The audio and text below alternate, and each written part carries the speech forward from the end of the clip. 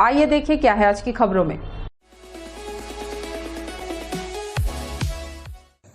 पंडित रविशंकर शुक्ल नगर में वार्ड अध्यक्ष शशि अग्रवाल के नेतृत्व में वार्ड की महिलाओं की महत्वपूर्ण बैठक ली गई, जिसमें जिला कांग्रेस अध्यक्ष सपना चौहान शामिल हुई। बैठक को संबोधित करते हुए सपना चौहान ने कहा कि आने वाले विधानसभा चुनाव में नारी शक्ति की भूमिका महत्वपूर्ण होगी।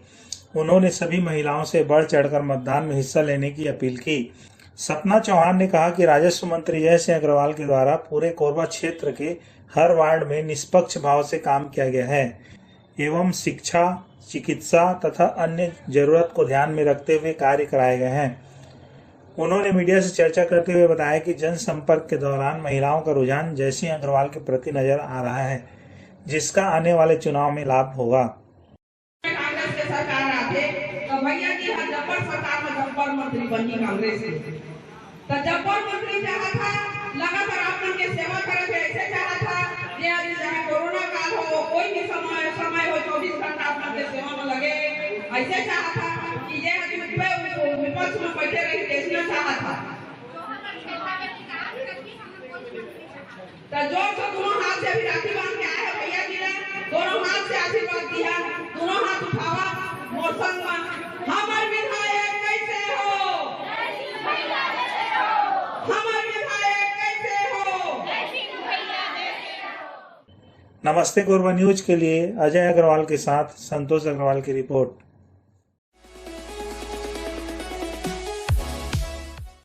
चैत्र नवरात्रि के पहले कोरबा की मां सर्वमंगला देवी मंदिर में तैयारियां पूरी कर ली गई हैं। मंदिर परिसर में हजारों की तादाद में मनोकामना ज्योति कलश प्रज्वलित किए जाएंगे। चैत्र नवरात्रि के दिन दूसरे पहर में इन मनोकामना ज्योति कलश को प्रज्वलित किया जाएगा। इस बार ज्योति कलश के लिए सऊदी अरब से भी पर्ची कटाई गई है। नवरात्रि जैसे खास अवसर पर इस मंदिर में भक्तों की भीड़ बढ़ जाती है। भक्त लगभग 2000 मीटर से भी लंबी दूरी तक कतारबद्ध होकर माता के दर्शन को खड़े रहते हैं। इस बार भी हर बार की तरह मंदिर में खास तरह की सजावट की गई है। साज सज्जा के साथ मंदिर में लाल चुनरी, फूल, नारियल के साथ ही कई तरह की सजावट देखने को मिल रही है। नवरात्र 15 तारीख रविवार से शुरू है, 24 तारीख को विसर्जन है और अभी हमारे परिसर में 7,700 तेल का रसीद कट चुका है और घी का 900 कट चुका है। हाँ, इस बार जो माता रानी के आशीर्वाद से लग रहा है कि ज्योति इस बार बढ़ेगी, क्योंकि अभी 7,700 कट चुके हैं। अभी 2 दिन हमारे पास टाइम है। हाँ, विदेशों से अपने यहाँ हर साल 2-3 पर्ची कटती हैं। अभी तो फिलहाल नहीं कटी है, लेकिन हर साल 2-3 पर्ची 2-3 लोगों को कटती है। नवरात्रि में आप समझिए माता रानी का आशीर्वाद है, उनकी कृपा से भक्त यहाँ पे चढ़ बढ़ के आ रहे हैं और माता जी का दर्शन का लाभ ले रहे हैं। और सत्य है कि सप्तमी और 8 को हमारे यहाँ माता जी का बहुत ही ज़्यादा संख्या में भक्तगण यहाँ माता जी का दर्शन का लाभ लेते हैं। नमस्ते कोरबा न्यूज के लिए संतोष अग्रवाल के साथ अजय अग्रवाल की रिपोर्ट।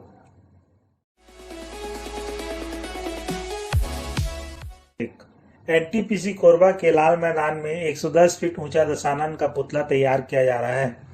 कोरबा पश्चिम दशहरा उत्सव समिति के अध्यक्ष ने समस्त जिलेवासियों को दशहरा उत्सव में शामिल होने का आग्रह किया है। विद्युत उत्पादन कंपनी की हसदेव ताप विद्युत संयंत्र परिसर कोरबा पश्चिम एचटीपीपी कॉलोनी के लाल मैदान में तकनीकी कर्मियों की टीम ने 105 फीट का रावण तैयार किया है।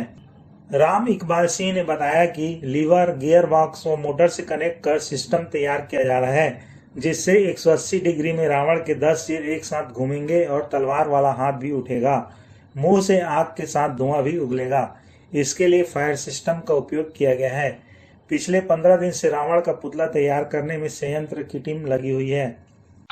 अब कोरबा शहर में बल्कि छत्तीसगढ़ में सबसे अच्छा रावण रहता है। इसकी हाइट 110 फीट रहती है और ये टेक्निकल रावण रहता है। सिर घूमेगा ऐसे, तलवार चलेगी, दहाड़े का भी रावण।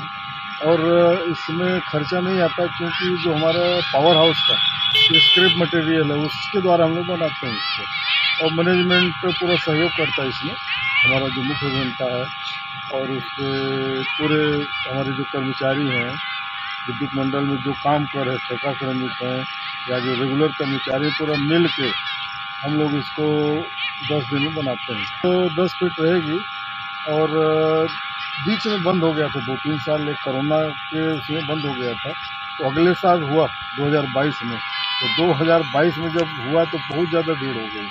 अब रावण तो बना रहे हम लोग, और पूरी इसकी हाइट रहेगी 110 फीट, पूरा सिर घूमेगा और तलवार चलेगी, मुंह से आग उगलेगा। और हम लोग कर्मचारी हैं यहीं विद्युत मंडल के, बाहर से नहीं, मतलब यहीं के कर्मचारी हैं, तो हमारे साथी हैं लोग। अब 90% पूर्ण है, केवल हम लोग का रावण का सिर बन गया, कपड़ा पूरा बॉडी का कुर्ता उर्ता पूरा पेंटिंग हो गया है। अब केवल ले आके इसको पहनाना है इसको। कब तक ये कार्य पूर्ण हो जाएगी? ये 22 तक हो जाएगा। 24 दशहरा 23 को हम लोग खड़ा करते हैं। 23 को खड़ा करके रावण के फिर ट्रायल लेते हैं पूरा।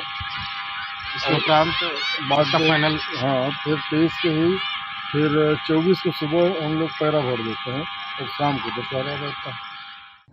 नमस्ते कोरबा न्यूज के लिए अजय अग्रवाल के साथ संतोष अग्रवाल की रिपोर्ट। बुलेटिन में अब वक्त है एक छोटे से ब्रेक का। मिलते हैं ब्रेक के बाद। हमें जानकारी मिली है कि कुछ लोग नमस्ते कोरबा समाचार में खबर चलाने के नाम से पैसों की उगाही कर रहे हैं। आप सभी से अनुरोध है कि खबर चलाने के नाम से अगर कोई आपसे पैसों की मांग करता है तो आप अपने संबंधित थाना क्षेत्र में उस व्यक्ति की शिकायत करें। इसके साथ ही आप हमसे नीचे दिए गए नंबरों पर संपर्क करें। हम निष्पक्ष पत्रकारिता करते हैं। हम अपने कार्य को व्यवसाय की श्रेणी में नहीं रखते। संपर्क करें 7000314479 9827107490।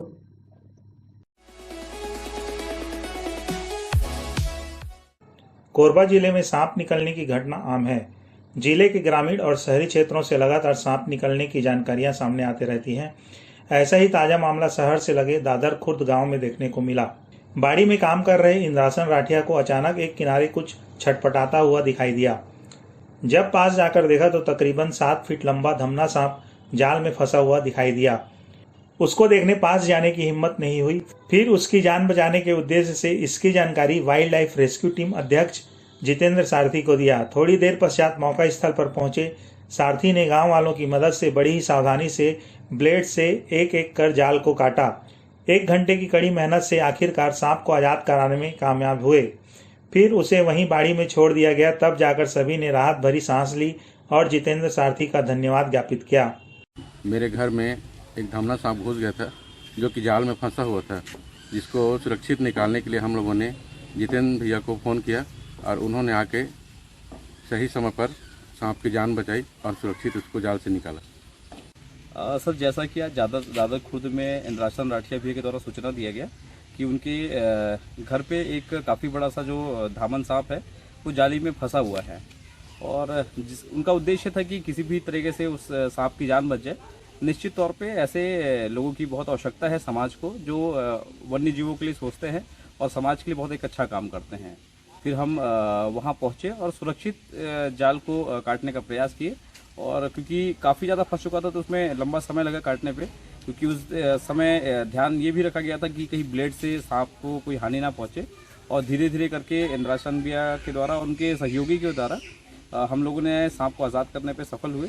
और ये एक समाज के लिए बहुत बड़ा संदेश है कि लोग इस तरीके से लोग हैं समाज में जो इन जीवों को बचाने का प्रयास करते हैं। निश्चित तौर पे मैं उनको धन्यवाद करता हूं और दादर के लोगों को मैं तहे दिल से धन्यवाद करता हूं। नमस्ते कोरबा न्यूज के लिए संतोष अग्रवाल की रिपोर्ट।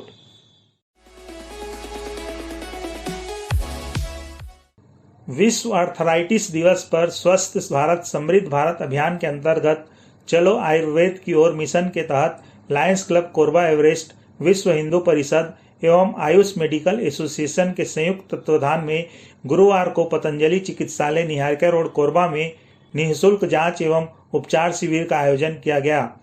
सभी 80 प्रकार के वात रोगों हेतु आयोजित निःशुल्क आयुर्वेद, योग, रक्त शर्करा जांच एवं अस्थि खनिज घनत्व, बोन मिनरल डेंसिटी जांच, चिकित्सा परामर्श एवं उपचार शिविर में 67 मरीज लाभान्वित हुए। शिविर में विशेष रूप से अपनी चिकित्सकीय सेवाएं प्रदान करने वाले छत्तीसगढ़ के सुप्रसिद्ध अनुभवी आयुर्वेद चिकित्सा विशेषज्ञ वैद्य डॉक्टर नागेंद्र नारायण शर्मा ने अपचन, कब्ज, शारीरिक श्रम न करना एवं कैल्शियम, आयरन तथा विटामिन की कमी को वात रोगों का मुख्य कारण बताया।